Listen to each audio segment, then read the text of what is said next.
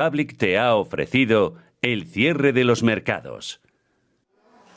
Y tras este cierre de las bolsas europeas, enseguida pasamos al análisis. Antes hacemos una breve pausa.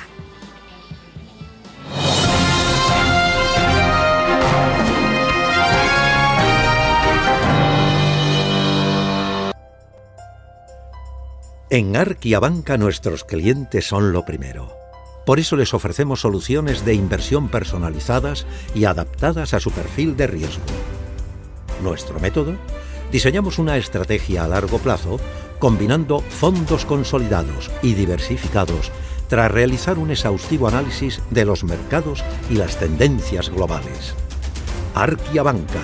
Cuidamos de su patrimonio como si fuese nuestro.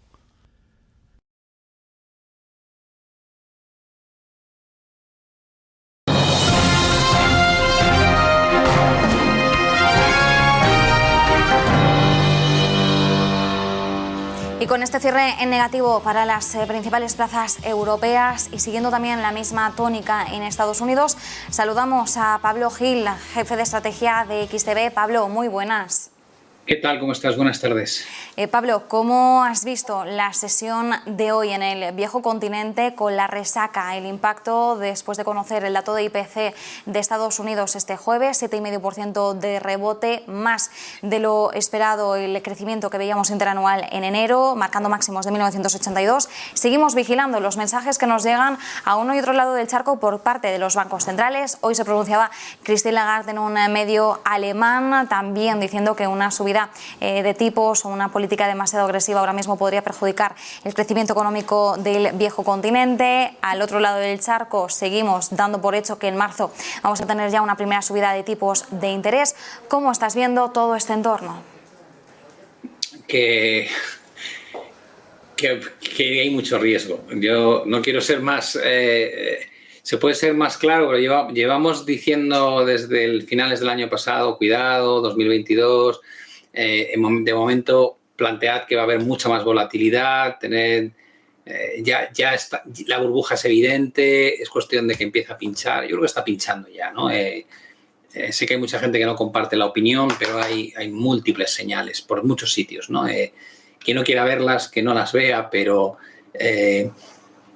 tenemos tipos al 0%, inflaciones del 7,5%, es un disparate. A mí me entra la risa. Ya sé que no tiene nada de gracia, pero es que es auténticamente la broma.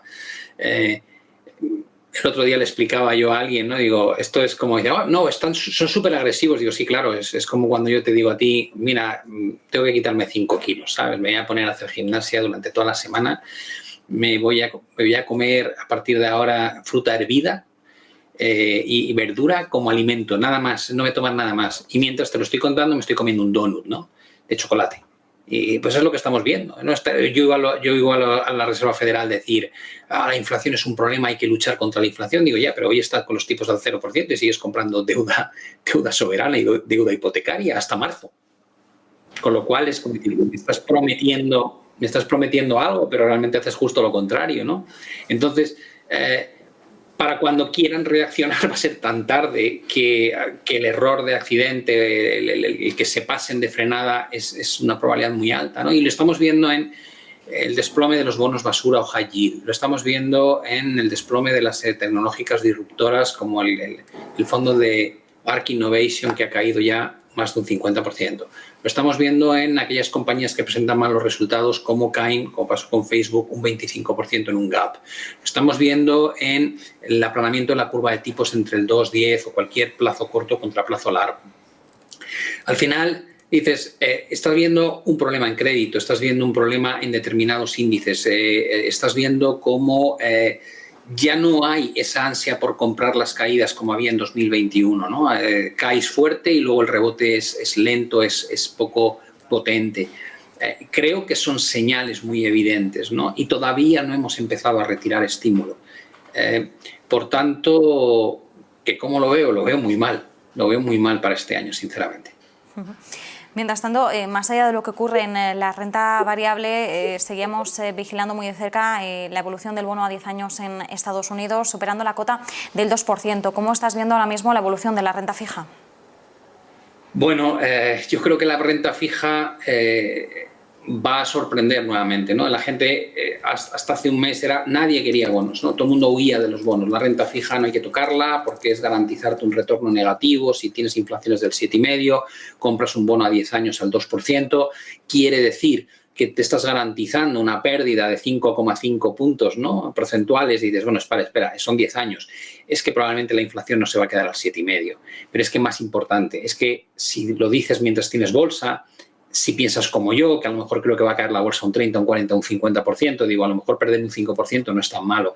Si la bolsa baja todo eso, es muy probable que el problema de inflación desaparezca, porque tal vez en los próximos 12 meses lo que vamos a descubrir, igual que hace 9 meses y decíamos, ¿por qué me preocupa tanto la inflación? Y la gente no hablaba de esto, sino hablaba de la recuperación, del estímulo monetario, el estímulo fiscal, viva la fiesta, y decíamos, ya, pero esto va a crear inflación. Ahora todo el mundo habla de la inflación, ¿no? Dices, vale, pues ya no es momento de hablar de la inflación está aquí, ya es un tema recurrente. Ahora lo que tienes que hablar es de qué va a provocar la inflación. La inflación va a provocar una actuación de bancos centrales que va a provocar una recesión económica probablemente dentro de un año, que es lo que empieza a cotizarte poco a poco la curva de tipos. Es decir, no puedes ir con la masa, porque la masa es simplemente el rebaño, ¿no? La masa actúa como un cordero que va al matadero. Entonces te digo, no, preocúpate de lo siguiente. El mercado de renta fija en el largo plazo es muy probable que estemos viendo los saltos de rentabilidad. Yo no creo que vayamos a ver más de 2,5 de rentabilidad en el bono americano 10 años. Y estamos aquí llegando. Y dices, vale, entonces, ¿cómo lo vistes, ¿no? ¿Cómo puedes hablar de que no vamos a ver más de un 2,5 de rentabilidad en el 10 años y a la vez plantear el tema de las subidas de tasas de interés? Digo, porque se va a invertir la curva.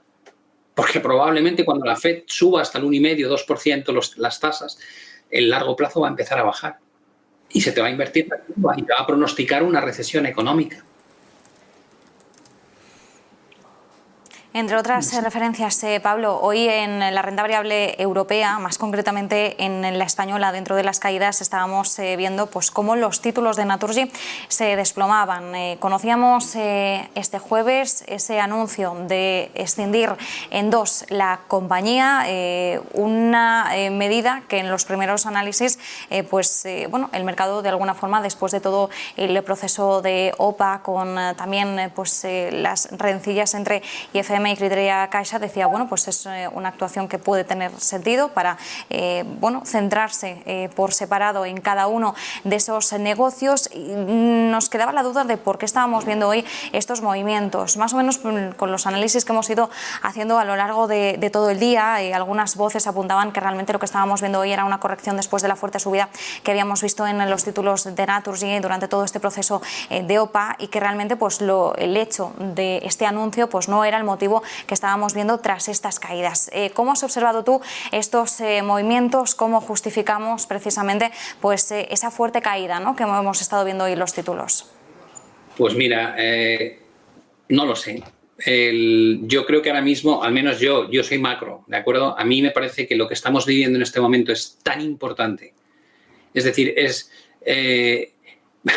preocuparme o centrar la atención en compañías concretas cuando estamos viviendo un momento histórico donde no veíamos tasas de inflación desde hace 40 años tan altas y políticas monetarias tan sumamente laxas, y solamente ver la importancia que eso va a tener en el mercado de crédito, en el mercado de bonos, en la renta variable a nivel global, en lo que va a pasar con las primas de riesgo, con las coberturas de opciones, con todos los particulares que les han incentivado a entrar al mercado en el peor momento en 2021.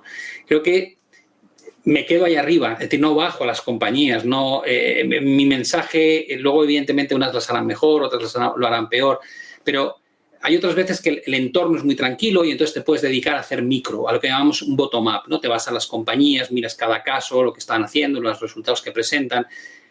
Creo que no está de eso el mercado ahora. Ya sé que a la gente le gusta invertir en acciones, pero cuando vamos a ponerlo de otra manera, 2021, si estás en 2021 en Estados Unidos, la probabilidad que tienes de ganar dinero comprando cualquier acción es altísima. No porque todas sean buenas, sino porque la marea es brutal, porque el apoyo a la renta variable que se monta ahí es tan grande que da igual, sube lo bueno, lo malo, lo horroroso, todo subió. Cuando crees que viene un tsunami, no te preocupas del detalle. Creo que te tienes que preocupar de la foto grande, ¿no? Creo que te tienes que preocupar de ¿quiero estar o no quiero estar en renta variable? Más allá de en qué compañía quiero estar, ¿no?